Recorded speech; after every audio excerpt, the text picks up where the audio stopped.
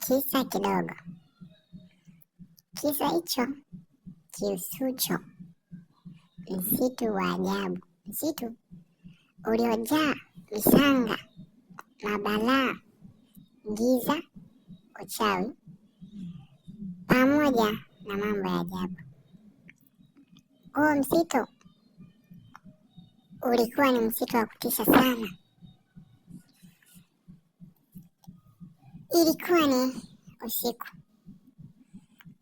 uliotulia, uliokuwa mpambazuka. Kijana mmoja alitokea kubakia kwenye ule msitu. Giza lilimkuta katika ule msitu. Ile giza lilivyomkuta lilianza kumsumbua sana. Lile giza ilikuwa ni ajabu, pamoja na ule msitu ulikuwa ni ajabu, ulikuwa na viumbe wa kutisha mno. Wale viumbe walitokeza kwenda kutafuta kitoweo. Kitoweo, vile viumbe vilikuwa vinatafuta kitoweo usiku. Sasa yule kijana aliyekuwa akiitwa Olio aliishi kwenye kijiji kimoja kiitwacho Alamanya. Olio alikuwa ameenda kuchanja kuni. Alivyoenda kuchanja kuni, usiku ulioingia na alipotelewa na njia ya kurudi nyumbani. Olio alijibanza katika kichaka kimoja. Hakusita, aliamua awashe moto kwa ajili ya ulinzi. Alitafuta ulindi na ulimbombo.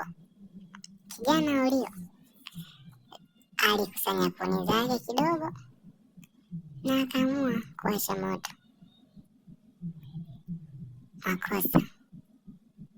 Makosa aliyafanya kijana Olio ni kuwasha moto.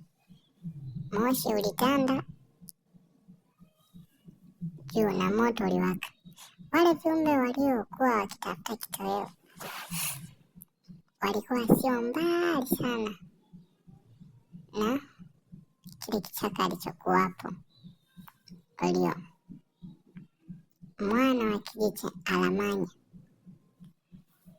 Sasa wale viumbe walianza hatua moja baada ya nyingine kuelekea katika kile kichaka ambapo moto unawaka.